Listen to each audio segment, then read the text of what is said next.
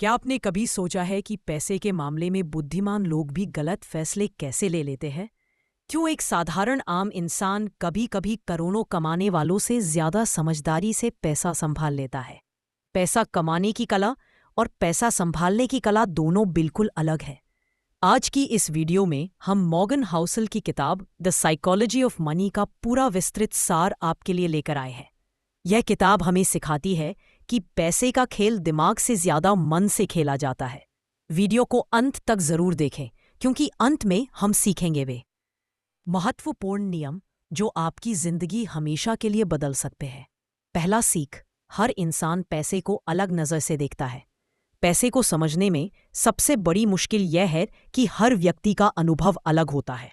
कोई गरीबी में बड़ा हुआ है तो कोई अमीरी में। जिसने कभी पैसा नहीं देखा उसके लिए 100 रुपये भी मायने रखते हैं, और जिसने जिंदगी भर सिर्फ अबंडेंस देखा है उसके लिए जोखिम लेना आसान होता है।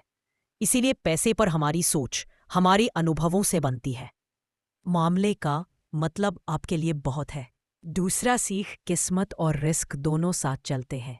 मॉर्गन हाउसल बताते हैं कि बड़ी सफलताएं सिर्फ मेहनत का नतीजा नहीं होती, उनमें किस्मत और समय की भी बड़ी भूमिका होती है।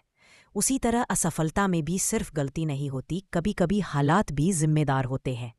इसलिए दूसरों को जज करने से पहले यह समझना जरूरी है कि हर कहानी के पीछे छुपे हालात अलग होते हैं। तीसरा सीख, कभी भी दिखावे के लिए पैसा मत खर्च करो। कई लोग अमीर दिखने की कोशिश में अपना भविष्य बर्बाद कर देते हैं। वे महंगे कपड़े खरीदते हैं, ब्रांडेड चीजें लेते हैं, फालतू खर्च करते हैं, लेकिन असली अमीरी वह है जहां आपको कुछ साबित करने की जरूरत नहीं पड़ती। पैसा शांत रहता है, शो ऑफ नहीं करता।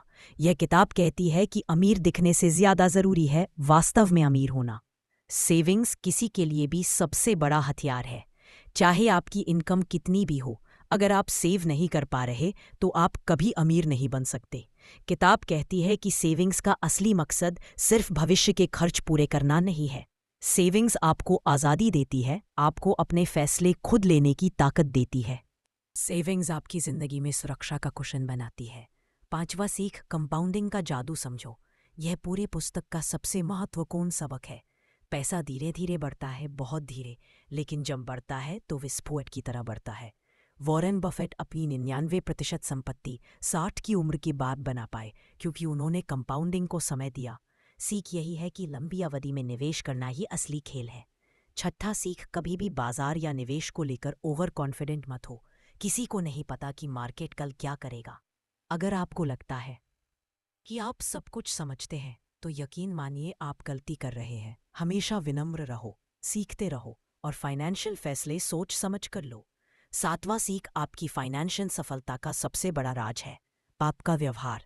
आप कितने समझदार हो यह मायने नहीं रखता, आपका व्यवहार मायने रखता है। क्या आप धैर्य रख सकते हैं? क्या आप डर के समय भी शांत रह सकते हैं? क्या आप सही मौके पर सही निर्णय ले सकते हैं? यही चीजें आपको वास्तव में सफल बनाती है। आठवां सीख, इनफ समझो। कब रुकना है यह जानना भी जरूरी है। बहुत सारे लोग ज्यादा पाने के चक्कर में सब कुछ खो देते हैं।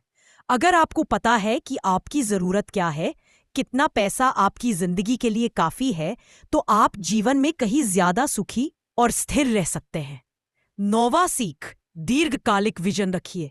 पैसा रातों रात नहीं बढ़ता, ना ही संपत्ति तुरंत बनती है। लाइफ में जो भी बड़ी चीजें बनती है धीरे धीरे बनती हैं। इसीलिए लंबी अवधि की सोच पैसे की दुनिया में सबसे महत्वपूर्ण है। द साइकोलॉजी ऑफ मनी हमें सिखाती है कि पैसों का खेल आंकड़ों से नहीं, भावनाओं से चलता है। अगर आप अपनी भावनाओं को संभाल लेते हैं, लालच और डर को नियंत्रित कर लेते हैं, ओवर कॉन्फिडेंस और शो ऑफ को दूर कर लेते हैं, और सेविंग्स, पेशेंस और कंपाउंडिंग को अपना लेते हैं, तो आप उतनी ही आसानी से अमीर बन सकते हैं जितना कोई भी दूसरे लोग बनते हैं। उम्मीद है आपको द साइकोलॉजी ऑफ मनी की यह गहरी और विस्तृत समझ पसंद आई होगी। अगर आप ऐसी और लाइफ चेंजिंग बुक समरी चाहते हैं तो चैनल को सब्सक्राइब करें, वीडियो को लाइक करें और कमेंट में बताएं कि आप अगली कौन सी बुक की समरी चाहते हैं। मिलते हैं अगली वीडियो में। तब तक याद रखिए, पैसा नहीं, पैसे से जुड़ी आपकी सोच ही आपकी असली संपत्ति है।